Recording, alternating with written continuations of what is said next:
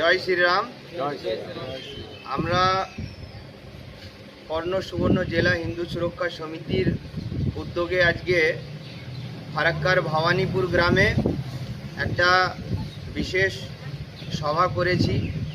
আজকে আমাদের এই ভবানীপুর থেকে গোটা ফারাক্কা যারা যারা আমাদের সনাতনী ভাই বোনরা আছেন এবং জনসাধারণের জন্য একটা গুরুত্বপূর্ণ বার্তা দিতে চাই। আপনারা জানেন কি আমাদের সংবিধানের আর্টিকেল 48-এ পরিষ্কারভাবে উল্লেখ আছে কি আমাদের গো হত্যা সম্পূর্ণ নিষিদ্ধ হোক আমাদের গোটা ভারতবর্ষে।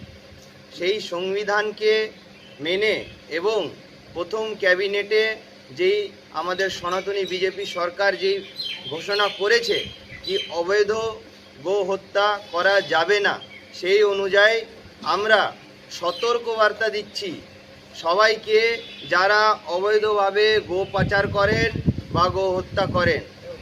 এই 17 তারিখের মধ্যে ফারাক্কা এলাকায় যেন কোনোভাবে অবৈধ গো হত্যা গো পাচার না হয়। 17 তারিখের পরে কিন্তু এর জন্য হিন্দু সুরক্ষা সমিতি মাঠে নামবে। আর এখন আমরা হাত জোড় করে অনুরোধ করছি, গৌমাতা আমাদের জন্য পবিত্র পশু, গৌমাতাকে আমরা পুজো করি, আপনারা গো হত্যা থেকে দূরে থাকবেন। 17 তারিখের পরে কিন্তু হাত জোড় করব না, পরিষ্কার বলে গেলাম। জয় শ্রীরাম।